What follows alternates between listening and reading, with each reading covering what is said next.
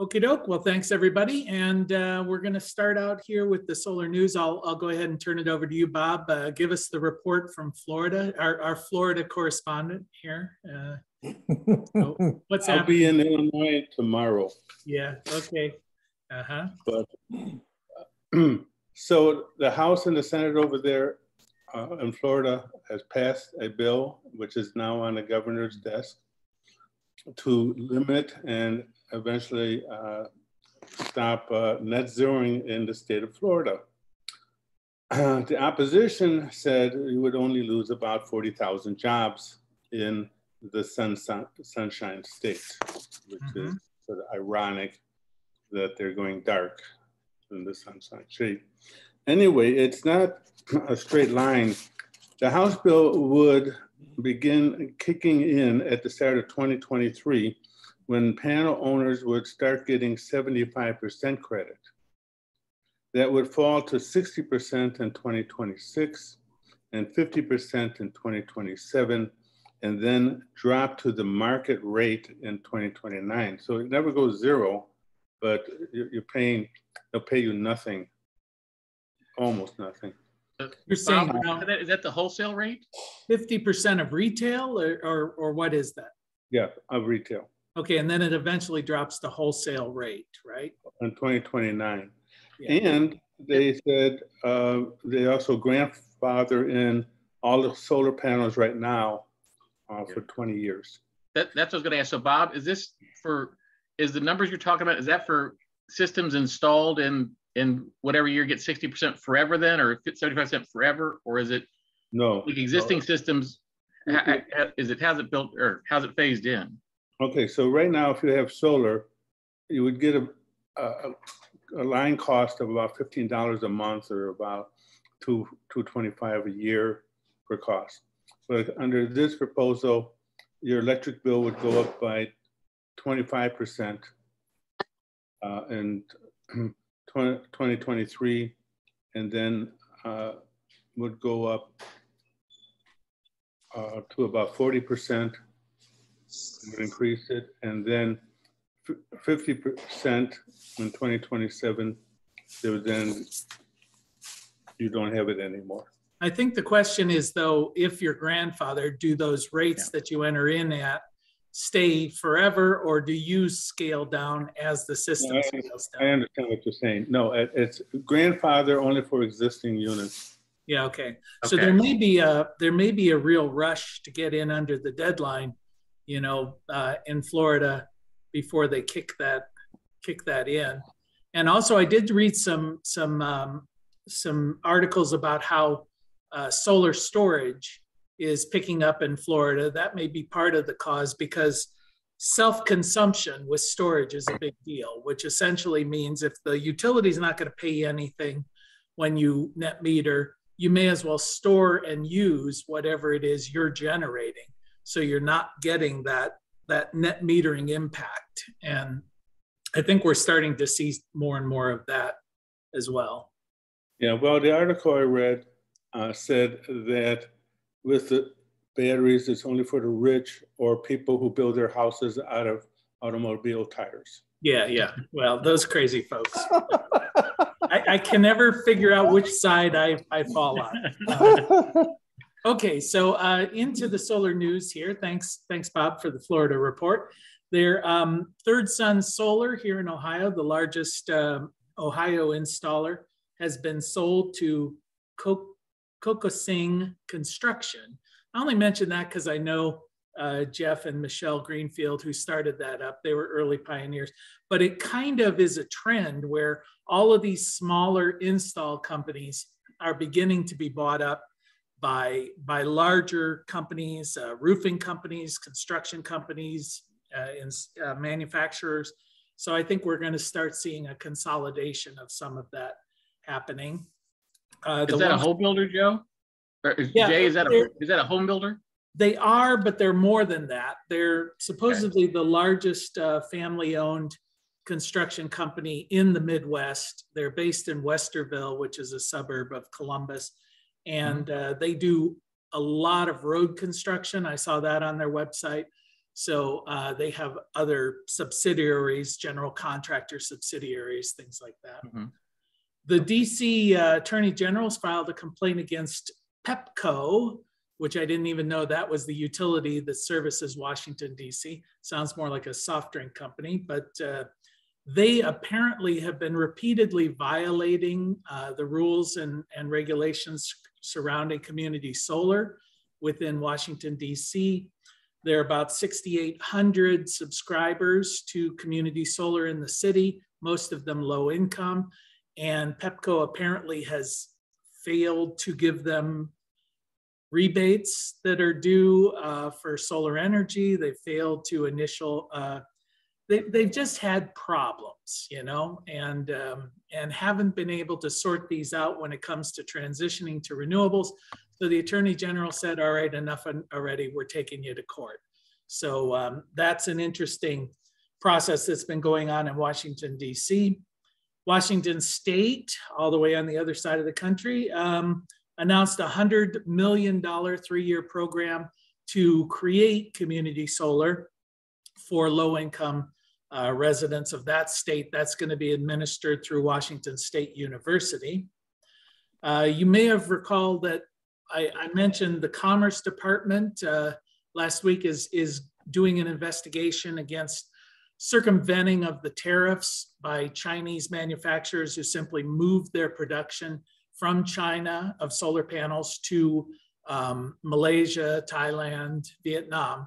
So the investigation's underway, and apparently what they're looking at the moment, they've sent out questionnaires to these companies. There are 12 of them in Cambodia, 20 in Malaysia, 18 in Thailand, 26 in Vietnam, asking what proportion of their input products come from China, like the silicon cells, the, let's see, I've got a list here, the wafers, the silver paste that's used to make the wiring, solar glass, the aluminum that's used in the frames, the junction boxes, and the back sheets of the panels. So I guess what they're getting at is, are you just simply transporting all of these things to another country, assembling them, shipping them out under the guise that they're now being manufactured in another country? So they have until April 21st to respond to these. Don't know what happens if they don't respond. So we'll see. We'll see how that goes. But it's interesting that they're jumping all over that. There was an Jay, who was doing the investigation? I'm just curious. Was that Commerce? Yeah, the U.S. Department of Commerce. Commerce, okay. Yeah, and they have threatened to put in like 250% tariffs. So I guess if you don't comply with their investigation, then those 25% tariffs or 15% or whatever they are at the moment could be pushed up to 250%. And as I mentioned last week, the industry has come back and said, hey, we don't necessarily want this to happen because these guys represent about 80% of all of the solar panels that are currently installed within the US. You start messing with that and you're really going to mess with the supply chain issues that we already are dealing with, and it's just going to get a whole lot worse. So that's the dynamic that's going on here. It may just be muscle flexing by the US government or whatever, but it may have a dramatic impact if these guys start getting fined to that extent. There was a recent report issued, a whole bunch of industry associations involved with it, about barriers to batteries being integrated onto the grid. I love how they name these reports. This report was called BATTREES, which stands for Building a Technically Reliable Interconnection Evolution for Storage. That is really, that's a stretch. So anyway, I could have come up with a better acronym than that, like WTF or something like that. All right, so lack of inclusion. Some of the barriers are, there's a lack of inclusion in the storage in the interconnection rules. So basically, if you want to interconnect to the grid, they currently don't have any information or well-documented way of incorporating storage into your application. There are no rules around the controls of import and export of energy from storage systems to the grid. So currently, when these systems are evaluated, they're evaluated on a case-by-case basis. How are these controls managed? They would like to see some sort of protocol, I guess something like a 1741 or 1742 for inverters, that kind of thing, a standard that's out there. And there's nothing in the provisions as to what happens if these systems that are designed not to export or are designed to only have limited exporting, what happens if they do export to the grid? And that got me thinking about, let's say you've got a battery system that's hooked up to the grid. It could export inadvertently, the controls locally fail for some reason, but I wonder if the utility has the power to override, try and draw on that power somehow. So not quite sure how that works, but anyway, that's something to consider. There's a lack of information about the grid when you try and connect through the interconnecting process. They don't tell you, for instance, what kind of capacity they have locally at your point of connection. They don't tell you how many businesses or other systems are in queue before you to give you a sense of how long it may take, things of that nature. So they would like to see a lot more transparency there. They don't have any way to address a change of the application should there be an issue that arrives during the process. So that's a problem. There is no uniformity between state to state, utility to utility. It's a big problem. And apparently, I hadn't thought of this, but operating schedules of import-export of stored capacity. Apparently, utilities have limitations under which they work on an hour-by-hour basis, and there's no transparency there either to let owners of these systems know what to expect as far as that. So these are primarily dealing with very large utility scale storage systems, but I suspect that trickles down to commercial and residential systems as well. There was a report that renewables now account for 12.5% of all of the energy that's consumed in the US. I found this report interesting because I've always seen these reports based on electricity, and this is on everything. This is transportation, electricity, industry, what else? Heating. So yeah. Doesn't that sound high, Jay? I mean, it does, and it doesn't necessarily. As we're seeing electrification of some of the vehicles, and perhaps they include geothermal within that. I would think it would, to the extent that it's the part that's not electric. Probably, but that won't move the needle much. Yeah, maybe also combined heat and power is incorporated in there. That could be. Yeah. So we'll see. But anyway, that compares to about 22% of the electric generation is renewable, which is right in line with what we've been getting. Mm-hmm. It shows a 5% growth over 2020, which had a 6% growth over 2019. So we're seeing a pretty steady growth in renewables within the electric generation world. Electricity or renewables now surpass coal. When I say renewables was about 12.5%, coal's about 12% of US energy usage, and nuclear, which is about 10%. But the big dogs are still petroleum, which is number one, obviously primarily focused in transportation. That's at about 31% of our energy consumption, and natural gas, which is around 29%. So, but it's interesting to start seeing, it sort of reminded me a bit when we were looking at the economics of solar. Used to be how much does a module cost per watt? Then they transitioned into reporting where it was total installed cost. It was like modules got to $1 a watt, but then it was like total installed cost. Well, I think we're going to start seeing reporting, not just on what part of the electrical generation is renewable, but now it's starting to transition to overall. And I think that's a fact a result of the fact of the electrification of transportation. We may see the electrification of industry. I think that'll take a little longer, but we'll see how that works. A couple of things in the world of panel efficiency. A lot of folks always like to focus on the efficiency of panels. I always will tell students in class, you know, the efficiency of the panel doesn't matter. It's the cost per watt, unless your space is limited, at which point efficiency may be an issue because you need to get more generating capacity in a smaller space. But Trina Solar announced a 25.5% efficient panel. And Longi, I think it's called, L-O-N-G-I, announced a 25.47%. So I guess Trina Solar beat them out by 0.03% efficient panel.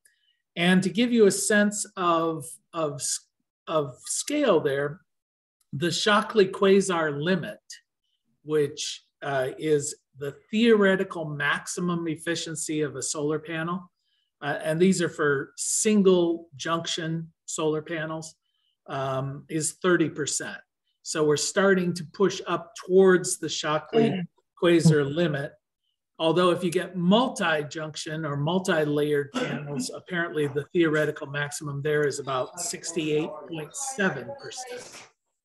Okay, so that's the news in solar this week. Anybody have anything to add or any questions to bring up? Yep. Hey, Jay. Yeah. I have a question. Sure. On when you was given percentages for different kinds of power systems, was hydro listed? I didn't hear that. Yeah, hydro is listed within the renewable number. And when you look at the breakdown of renewables within the total energy sphere, it was wind was first, and I don't remember the exact percentages. Biomass was second. So that's interesting. And you know what might account for a lot is ethanol. You know, I guess they may consider ethanol as part of that biomass. And then solar and hydro. Hydro is actually seeing a decrease in production over recent years. And primarily that's due to droughts that have been out west. So with droughts is less power coming from the water. So, but it's in that number. So in that breakdown, Jay, how much is actually generated within the renewables by solar? Solar of the renewables, I think, was about 12%, 12.5%, something like that. Okay, that's what you were saying. Then that all adds up to be like 20-something% with the combination of all renewables. Yeah, the total renewable number when you talk about all forms of energy was about 12.5% of the total energy usage. And of that section, solar was about 12, 13%, somewhere in there. Wind, I think, was like 27%. Bio was some 20%. Hydro was, I think it was less than solar. I'm going by memory there. I didn't write those down. But hydro, it's interesting. If you look at electric generation after World War II, hydro was the vast majority of electricity generated in the US. It's just that hydro has not changed. You know, it's like we built out hydro. It was 47% of the electricity in 1940, but today the same amount of power is only about 7% of the electricity. So most of the hydro that was available was built up prior to the 1940s. Well, they're not making new rivers. Yeah, it's very, very few. I mean, probably the only hydro available would be high volume, low head kind of situations, you know, where, and you look at that and you think that's just not going to be economical compared to solar or wind. You know, why would you develop that when it costs so much more? And there's environmental issues surrounding that, like, you know, impact on wildlife and, you know, whatever else is involved with the hydro issues. So I saw a report where they think that the drought may be permanent out west. Could very well. I mean, permanent's a long time, you know. But I mean, I think it's a trend for sure. My dad was an economist, and he always used to say, you know, in the long run, we're all dead. So who cares? You know, so yeah, it's probably permanent enough for our lifetimes. And yeah, Bob, you had a question? Yeah, about a year and a half ago, I went to a 2-day seminar given by a guy who literally was one of the persons going around the world taking core samples out of Antarctica, everywhere. And he spent 2 days of plotting all of the data that they have gotten out of these core samples. And the bottom line was, we are going into drought and it's going to get worse. And we are ahead of schedule right now. And I can tell you that I went out to my front lawn in Chicago and looked down at these huge cracks in my lawn. And for the first time, the weather reports down there in the summer are actually saying the words drought conditions in Chicago. And so according to him, the world is going to reclaim, you know, the world and get rid of all of the problems, which is us, through drought. And yeah, well, it's easy to get focused on that, you know, the pessimism of war and pestilence and drought and famine and, you know, all those minor problems we're facing. Is there a way to mute Jay? Pardon? He wants to mute you now instead of me. Yeah, I watched an online video of Noam Chomsky calling "Will We Survive the 21st Century?" and I left it going, yeah, probably not. So, you know, I suspect none of us will survive the 21st century. Let's just say that. Yeah, Chester, you had something? Yeah, I remembered what I had seen. The Department of Energy has given a grant to several major universities, mostly land grant institutions across the United States, to do more studying around what they're calling agrovoltaics. Uh-huh. You know, growing crops under solar cells.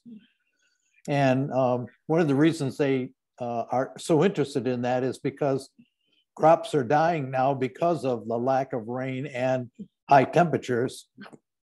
So they're thinking that it actually will be a better thing to grow crops in the shade of solar panels than to grow them in the direct sun.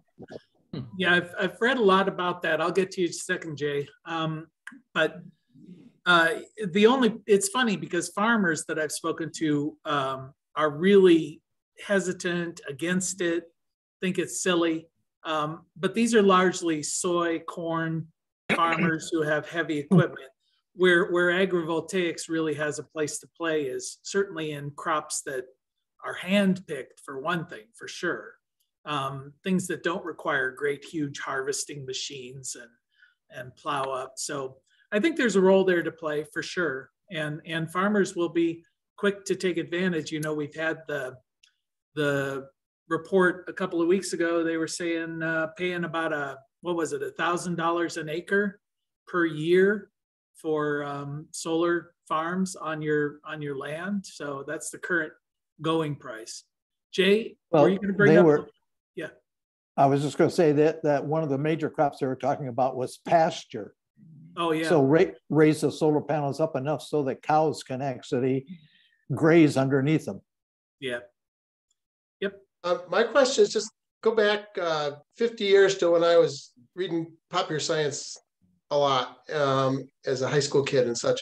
There were talk about electricity from waves and Bay of Fundy and such things. Has that ever been even tested out and brought any power to us? Yeah, I know that it has been tested. In fact, Finland or Norway, had a big test system.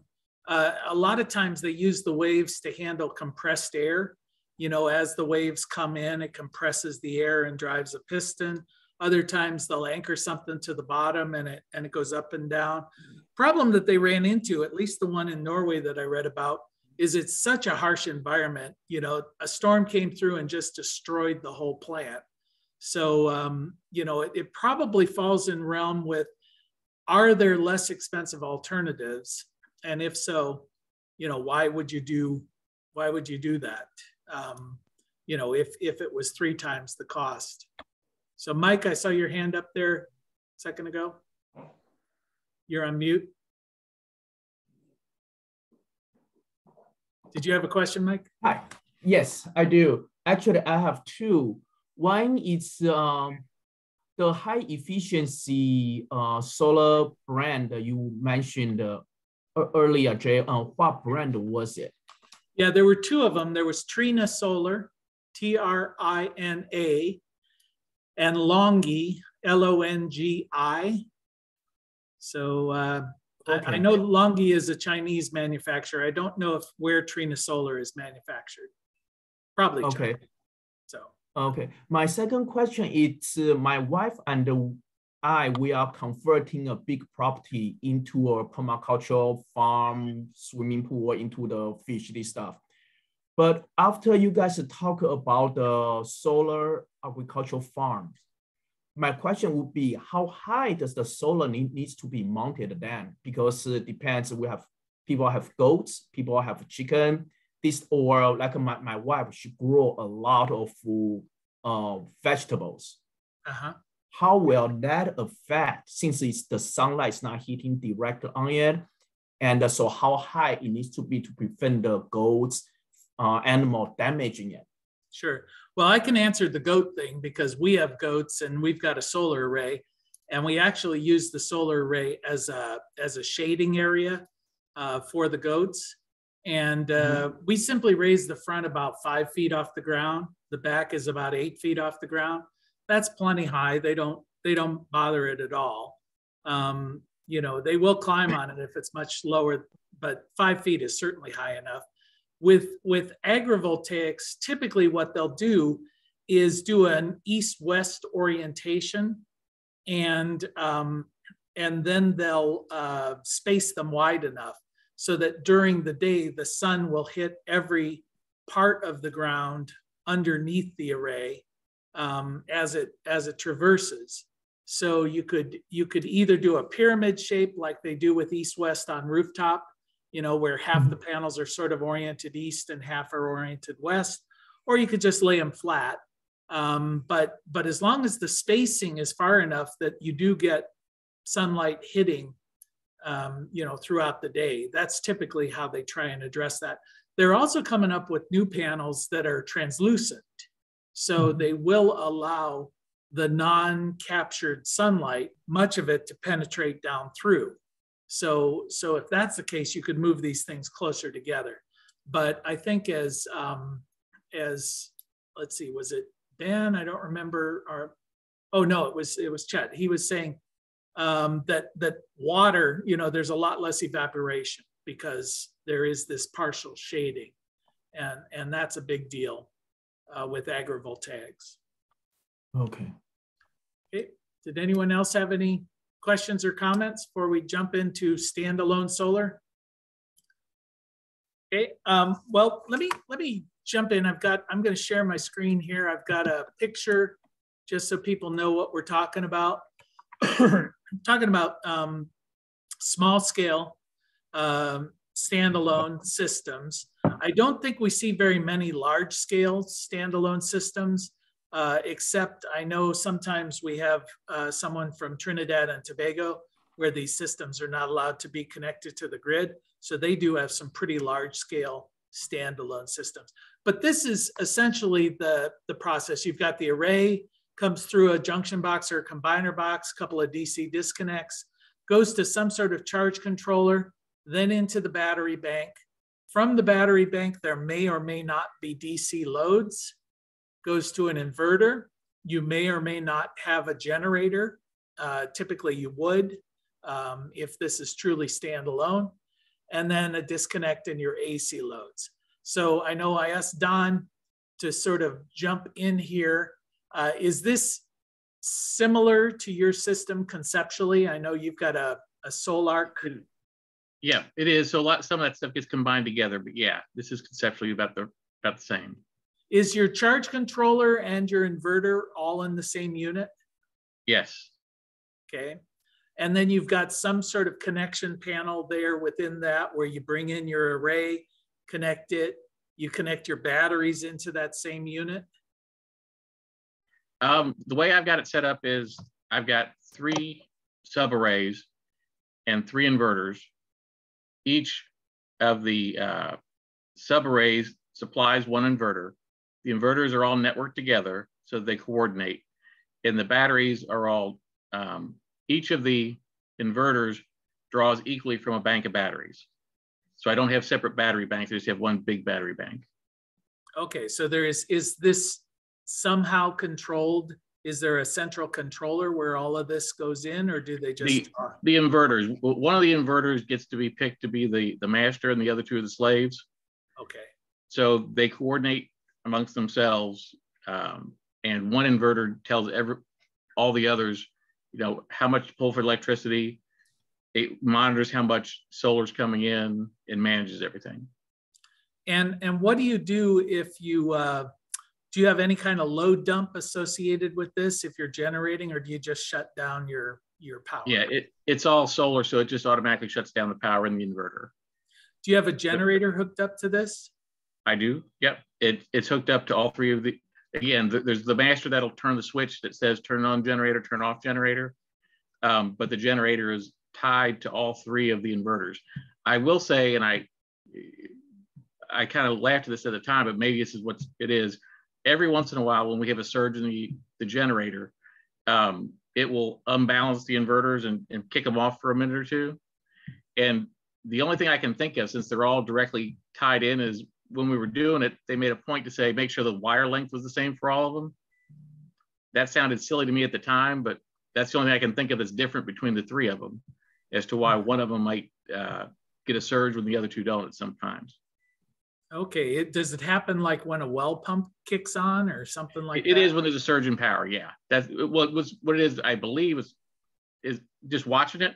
I believe when there's a surge of power, you can hear the generator rev, and all of a sudden there's a spike in the generator power. And that's when if it ever kicks it off, that's when it'll be unbalanced and kick it off. Yeah, my guess is it kicks the voltage of the system up higher than the inverter is set to deal with. Yeah. And yeah, that makes sense because they usually rev up to deal with the increased amps during a surge. And then as soon as that cuts out, it takes the generator a second to figure out that it no longer needs that much power. So that would cause a little spike in voltage.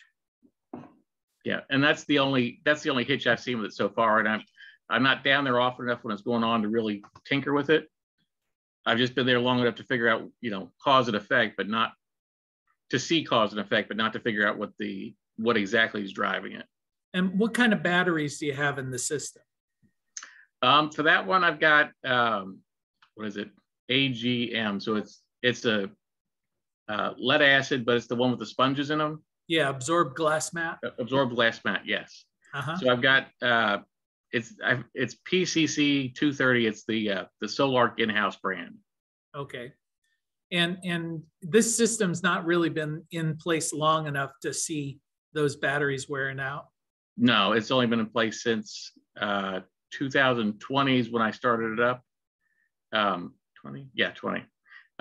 So it started at the end of 20 into 21, and I was looking at the pricing just because since you gave me a warning, I checked a couple of things right before I got on. I know the pricing, and I'll take this with a grain of salt because I think I got particularly good pricing at the time. I went straight to Solarc, and the only thing I could find for today was I went to Renvu and just pulled off the price off of the website. But it was $575 a battery for the same battery we're talking about today when I bought it at the end of 20, and now it's $886. Really? Ooh. Yeah. Now, and so that seemed like a big jump. But again, I think I got really good pricing for the batteries at the time when I was buying them. So I was buying them a fairly good bulk. I have seen, like, I looked at some of the other ones. I've got a couple of from the Alt E store of their kilovolts, and I know those have gone up from like $39.95 when I bought them in the beginning of 20. Now those are $49.95, same battery. So not such a big jump, but seems like at least on the battery side, things are seem to be going up. I wonder if it's the lead content that's raising the price. That could be it for the solar batteries, but for the other ones, those are lithium. The alt stores are lithiums, and they've gone up 25%. Yeah, and the price of lithium is supposed to have gone down probably the same. Yeah. Amount. So that surprised me a little bit, to be honest. And price per kilowatt hour, the lead acids are still lower, but the amount, because of that big jump, the amount of percentage lower has gone down. They've narrowed the gap. Have you run into any practical issues, with this system, things that you didn't anticipate when you installed it that now you're having to deal with? Not a ton. I will. Some of it is just, for example, in the inverters, when it hits the recharge period point, if it's wintry, it's cold, and I've got geothermal out there running the heat, so it's all electric heat basically. And if it's overcast for several days and really cold, the battery will obviously kick on, or the generator will kick on more frequently. The only thing I've seen with that is, and it's a software issue, is that once the generator starts, it has to charge the whole darn thing up. So as a practical matter, the time that the generator will kick on is probably overnight or in the morning, right when it gets to the edge of using all the power. So I'd like it to kick on for maybe 20% and then let the sun come up and charge it.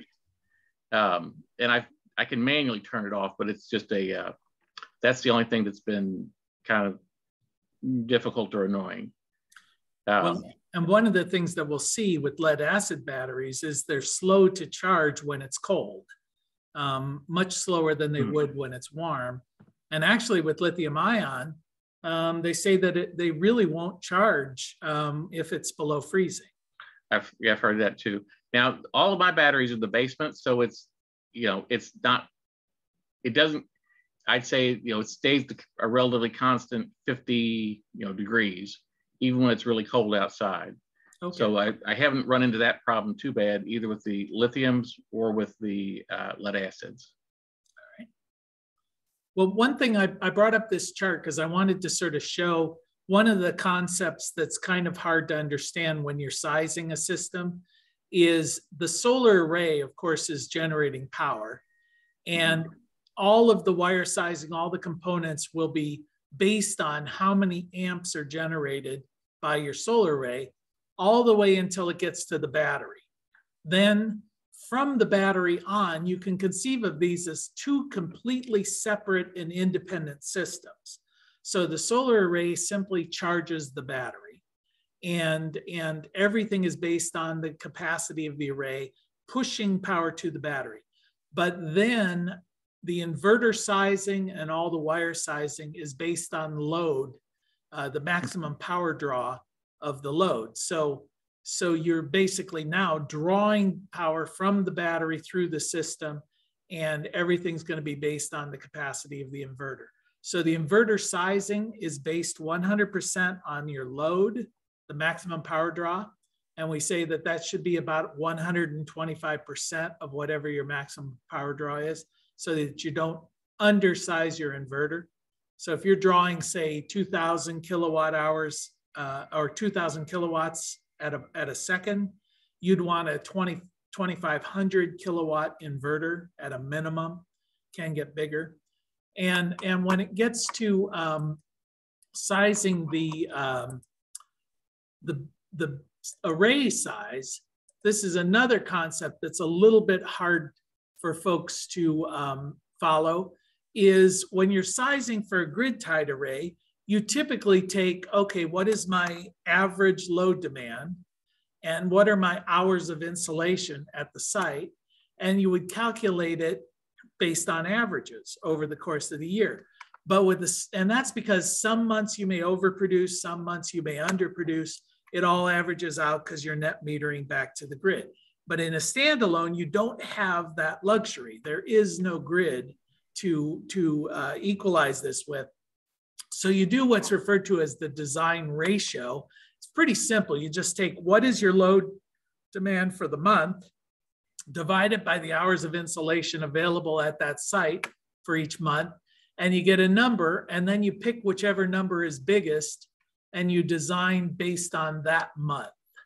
So basically you're saying, okay, what's my worst case scenario? Here it would be February because you're drawing 1,150 kilowatt hours that month, and there's only 3.84 hours of insolation.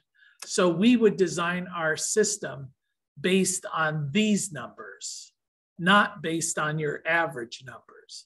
So you're going to end up with a larger array typically than you would with a grid-tied system, because it's going to be a worst case scenario. So what happens with that extra capacity, like when you get somewhere here, for instance, in February, you've got a 300 design ratio, and down here you got about a 90. So you're generating 3 times as much energy as you need in the month of September.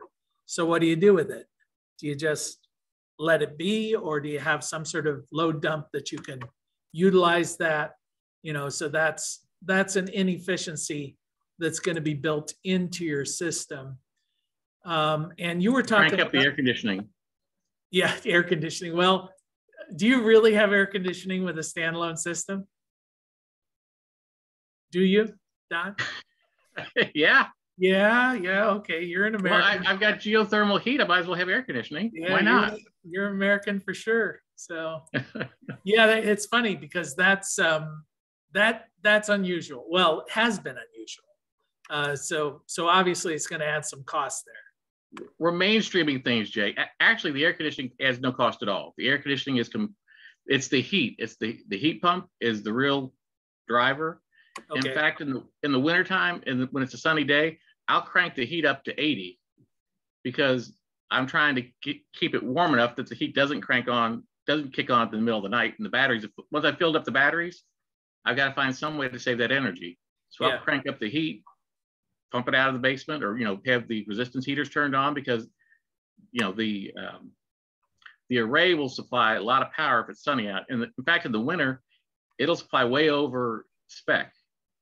I think it's 21.6 is the spec, but I've had it go up as high as 28.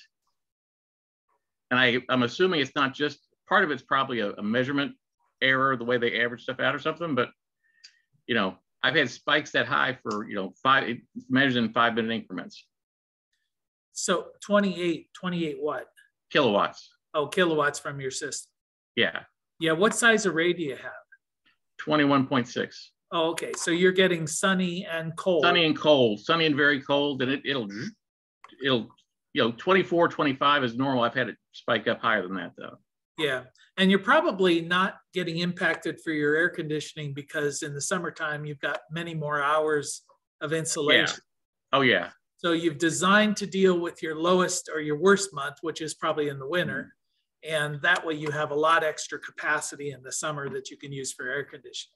Right. And in fact, that was the original design. And I had not been planning on using, frankly, the heat in the winter that much because we don't go down there. My father-in-law lives down there full time now. So all of a sudden I have a need for heat in the winter. So in fact, I put in a wood furnace to offset some of that, because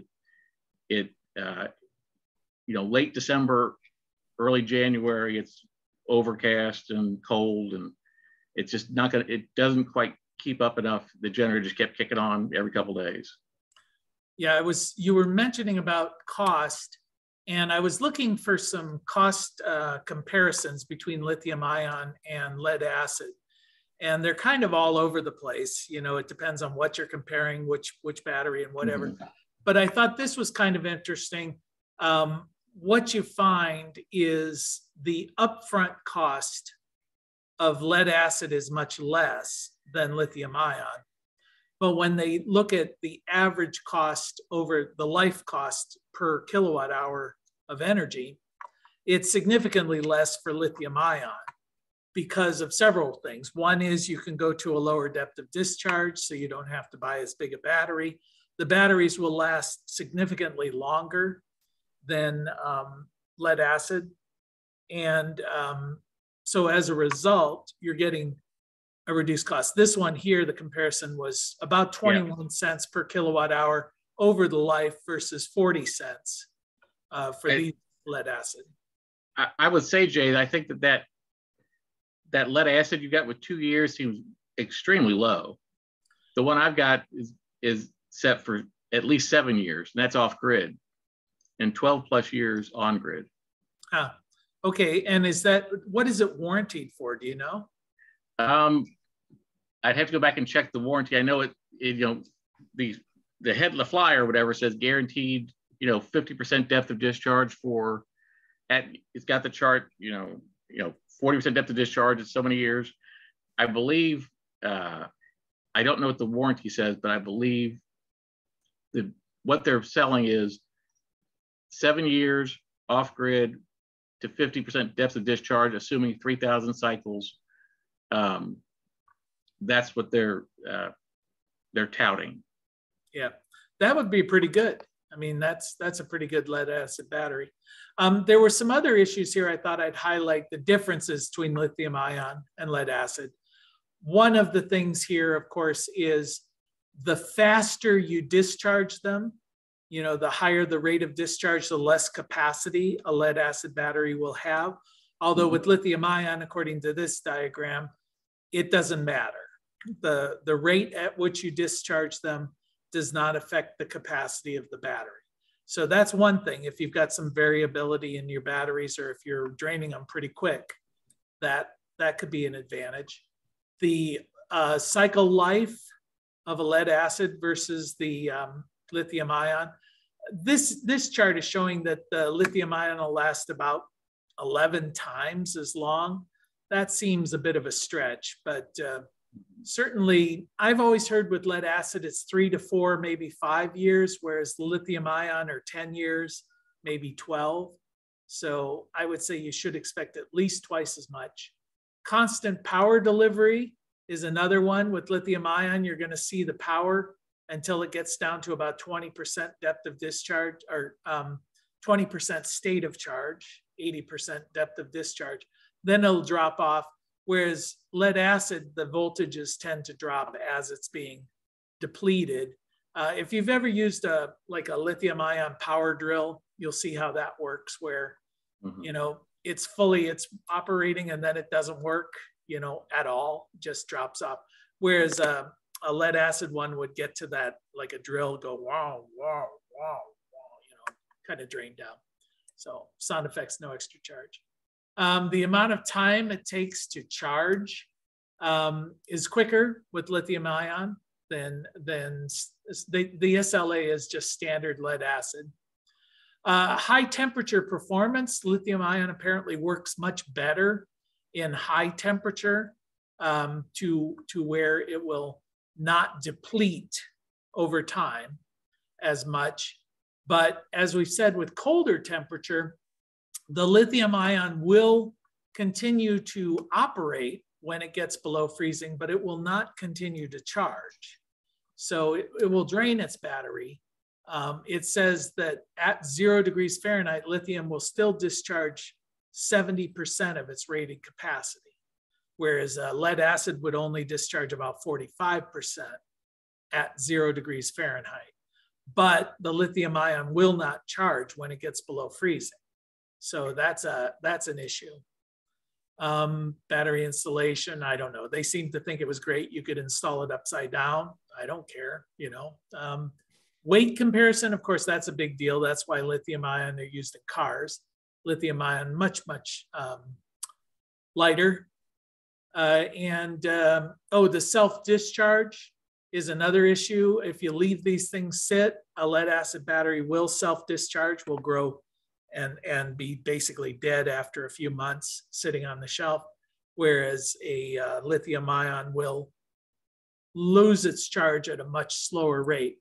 Although in that same vein, lithium ion is not supposed to be stored at 100% state of charge, which I guess is why my phone batteries or my Wi-Fi hotspot batteries keep swelling up and burning out, because I've got them plugged in all the time, as opposed to, let them run down, then recharge them, let them run down, then recharge them. So I don't have a solution for that. But But that's, I think, what we're starting to see even, and Don, you may be right on the cusp of it, where lead acid batteries made sense when you installed your system. Today, if you installed it, you might do the price comparison and say, Yeah. lithium ion is perhaps a better option at the moment. Not that it's free of charge. The other thing to consider, which I didn't mention and wasn't in that article, is a thing called round trip efficiency. So with lead acid batteries, if you put 100 kilowatt hours, for instance, into the battery, you're only going to get 75 to 80 out. So you lose 20 to 25% of the battery in round, or of the stored capacity in round trip efficiency. Whereas lithium ion, you'll get about 95% of what you put into it, you'll get that out of it. So when you're doing your array sizing, you have to factor that into your D-rate calculations. So when you're sizing your array, you take all of the inefficiencies of your system, like voltage drop or the inverter's inefficiency. Those are kind of the standard issues, anything around shading. But with a lead acid battery, now you've got to add 20 to 25% inefficiency just because of round trip efficiency. Whereas lithium ion, you'd only add about 5%. I didn't do it myself, so I don't know, but they're saying this has got 98 or 99% round trip efficiency maintained over 2,300 cycles. Your battery does? Yeah. Are you sure it's lead acid? It's AGM, which is, yeah, that's, you know, it's partial charge carbon is what they call it. Huh. I don't know. That's exceptional for sure. So they could, you know, by the time, you know, maybe by the time that the warranty would come up, we had a business, they'd go on to something else. No, but this is it'll be the day after your warranty runs out. So exactly. Right. But they've got, you know, all the graphs and testing in here, which presumably somebody just didn't draw. So I'm assuming they did the testing. Right. Yeah. Sounds like a good battery. So, all right. Yeah. Does anybody have any questions on standalone systems? Any issues there? Yeah, Chet. Yeah, this is really about a solar generator, which is a standalone system. You know, I sent you that information that I had about panels, and you sent a note back saying that the panels have to be the same voltage as the battery. But I was thinking of a house, a residential system where, you know, the panels can generate as much as 600 volts, and the inverter takes and, you know, scales that down to the 220 or 240 that you want in your house. So I'm curious about why in a solar generator, couldn't you have a panel that was a higher voltage than your 12-volt battery, and the inverter would, or the charge controller, one of those two pieces of equipment, wouldn't step the voltage down? Yeah, in a residential system today, a standalone residential, typically you're going to have what they call an MPPT charge controller, which is a bad name for it. It's really a buck boost charge controller. And it'll take the voltage, usually in a residential, as much as 600 volts, and step it down to whatever the battery voltage is in your system. Now, I'm assuming, Don, your system voltage is 48 volts nominal. Mm-hmm. Yeah. Although if you've got like a Tesla Powerwall or one of those, some of those Powerwall things are getting up to 400 volts. And they're looking to get as much as 600 volts. And so yeah, the charge controller takes the voltage from the array and steps it down to whatever is appropriate for the connected battery bank. If you didn't have one of those buck boost charge controllers, you would have to have, for instance, a nominal 48 volt array, and then a nominal 48 volt charge controller, nominal 48 volt battery bank, and a nominal 48 volt inverter. All those things would have to be compatible. But because now we have that buck boost charge controller, the array can be a different voltage than the battery, but the inverter has to be the same voltage as your battery bank. It has to be compatible with the battery bank. And most of those are going to be 48 volt. But for instance, again, like Tesla, since the inverter is built into the battery bank, all as one unit, they can match whatever it is, you know, and make sure it's compatible at the factory. So that's how they deal with that. So is a MPPT charge controller, is that a better charge controller than a pulse width modulation, MW? Yeah, it is it is pulse width modulation, which is why the term is a little bit wonky. It is a pulse width modulating charge controller.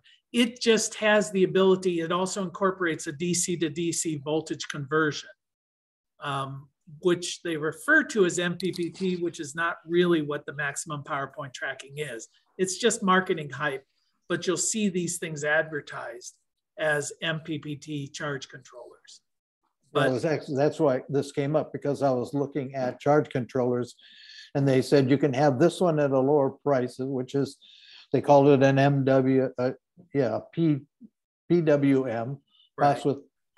or for a higher price, you could have an MPPT charge controller. But you're saying basically it's the same thing, it's just marketing. Yeah, it's the same method of charging. It's just that one has the voltage to voltage conversion built in, and they use that MPPT because people in solar like that term. You know, that's the maximum pack, which keeps your panels operating at the sweet spot. So it's just been adopted. But remember, lithium ion batteries charge differently than lead acid batteries. So make sure your charge controller is compatible with whatever type battery it's going to be charging. Because with lithium ion, the process of charging is what's referred to as constant volt, what is it? Constant amps, constant current, constant voltage. So, or constant voltage, constant amp, I don't remember, but it's basically, it'll ramp up, it'll provide a constant current into the battery first. And as they do that, the voltage of your system will increase until it reaches a set voltage, at which point it will begin to keep that voltage uniform, but reduce the amount of current until the battery is fully charged. The pulse width modulation, what that does is charges as bulk, where 100% of the power goes in. Then it goes into absorption mode, where it begins sort of flickering on and off. And then it gets into float, where it's a little power in, a little power out. Well, the constant current, constant voltage is just a different way of charging that is used with lithium ion. And that's one of the reasons, like if you want to go charge your car or whatever, you can charge the first 80% or so of your car very, very quickly. That's the constant current portion. Then it switches out where it begins to trickle down the current to keep the voltage. So it might take 4 times as long to get that last 20% charged than it did to get the first 80% charged. So that's why a lot of these fast charging stations are going only to 80% charge, you know, for cars, because you can come in, charge your car in 15 minutes and be on the road again, rather than, you know, 2 hours, at a gas station. Yep. Okay. Any other questions? Yeah, Bob. You're muted, You're Bob. on mute, Bob. You muted yourself that time, Bob. Yeah. I did it so that you can get even with me. I appreciate it.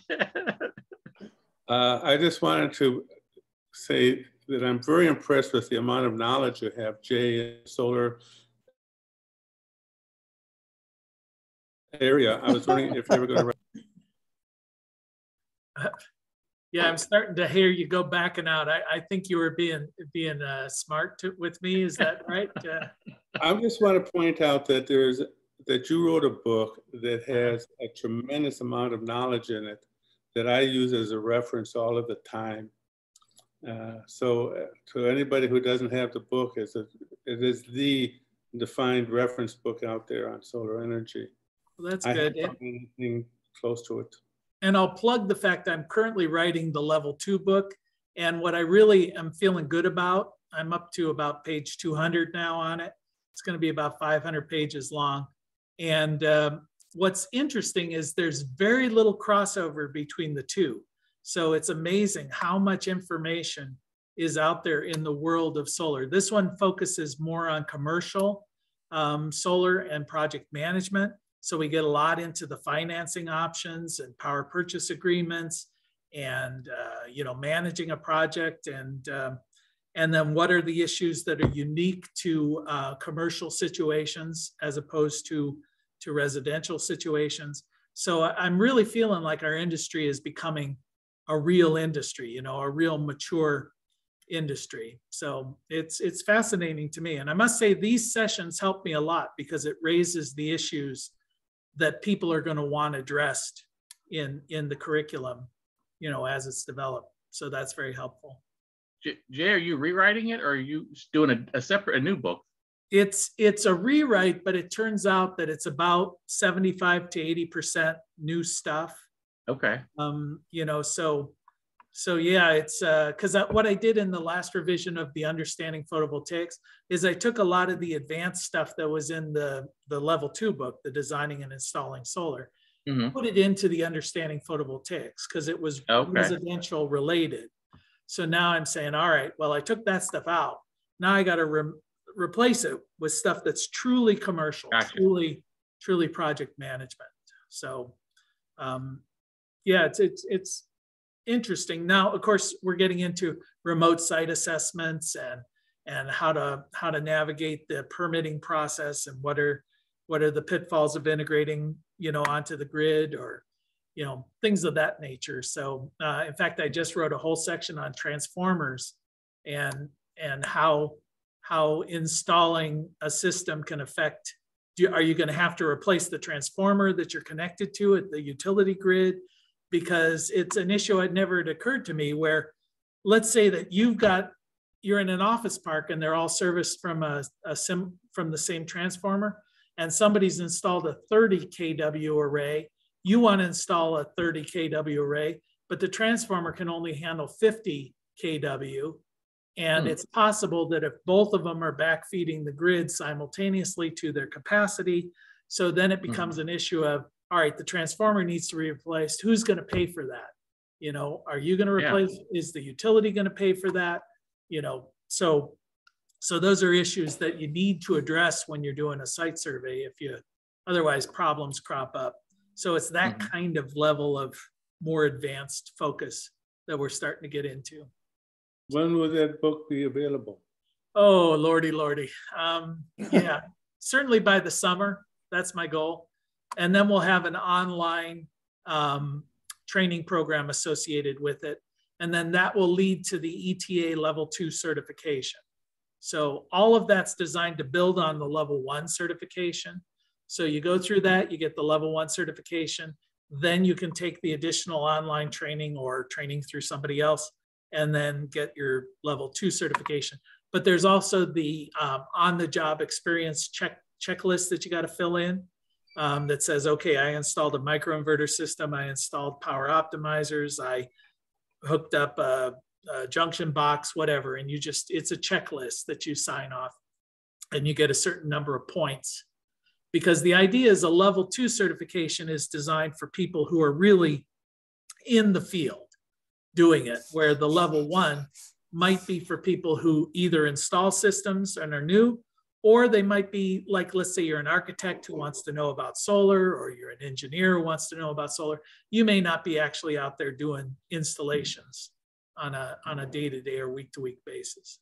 So, or you could be a homeowner, like Don. So I was gonna say, to people who already have level 2, do they get the free upgrade to the new book? At least a PDF version? Yeah, you know what? Probably what I'll do is maybe we'll pick a day just to encourage attendance at this. And anyone who attends, I'll send them a PDF copy to review, sort of a pre-publication thing. Here we go. To look it over and tell me where I screwed up. So that's, I'm used to people doing that. So. Will there be a test? Yeah. Only if you want your certification. I think, Don, weren't you in the initial pilot group Yep. for level 2? You and Yeah. I are some of the few that are out there with the level 2 certification already. So, Okay. yeah. I'm not quite sure how many have gone through that process, but we're there. Keep it current. Maybe worth money someday. So That's right. It's like gold. yeah. Or comic books. Exactly. All right. Okay, well, let's call it a day, and we'll see y'all next week. All right. Bye-bye. Bye, everybody. Bye.